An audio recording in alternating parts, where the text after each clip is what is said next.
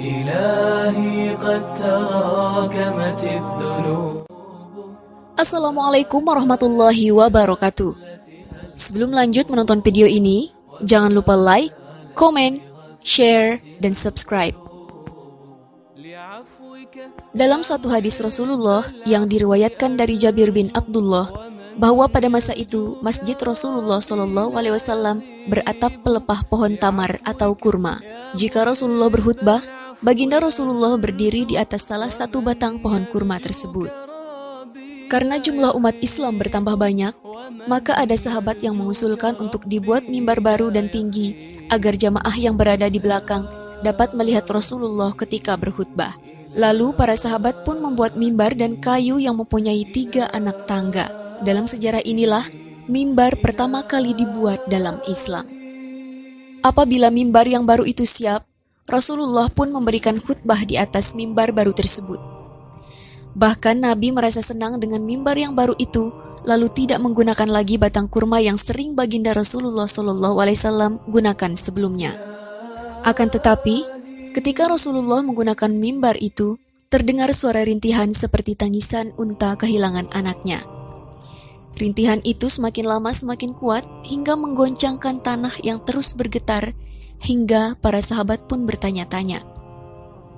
Rupa-rupanya, suara tangisan sedih itu datang dari batang atau pohon kurma yang dulunya seringkali digunakan oleh Rasulullah ketika berkhutbah. Rasulullah pun tersenyum, lalu baginda turun dari mimbar dan menghampiri kurma yang tidak jauh dari mimbar tersebut. Rasulullah meletakkan tangan pada batang kurma dan mengusap-usap dengan perlahan. Rasulullah berbicara pada pohon kurma itu, "Jika engkau mau, aku akan jadikan engkau dinding masjid ini. Akarmu akan tumbuh lagi, tubuhmu hidup lagi dan engkau berbuah lagi. Atau jika engkau mau, aku akan berdoa kepada Allah agar engkau akan menjadi pohon di syurga, supaya para wali Allah dapat memakan buah-buahmu." Batang kurma itu pun menjawab, "Aku memilih untuk ditanam ke dalam tanah dan akan tumbuh di syurga supaya wali-wali Allah dapat memakan buahku." Tak lama kemudian, guncangan tanah dan suara rintihan pun berhenti. Rasulullah SAW kemudian kembali pada mimbar dan menyampaikan kejadian tersebut kepada para sahabatnya. Rasulullah SAW berkata, "Ia, pohon kurma, memilih negeri yang kekal berbanding negeri yang fana ini." Rasulullah SAW kemudian menyuruh supaya ditanamkan batang pohon kurma itu dan mengatakan bahwa ia akan dibangkitkan di dalam syurga.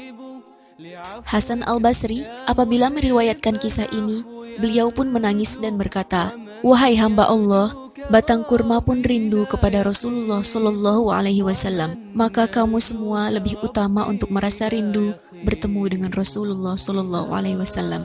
Wallahu a'lam."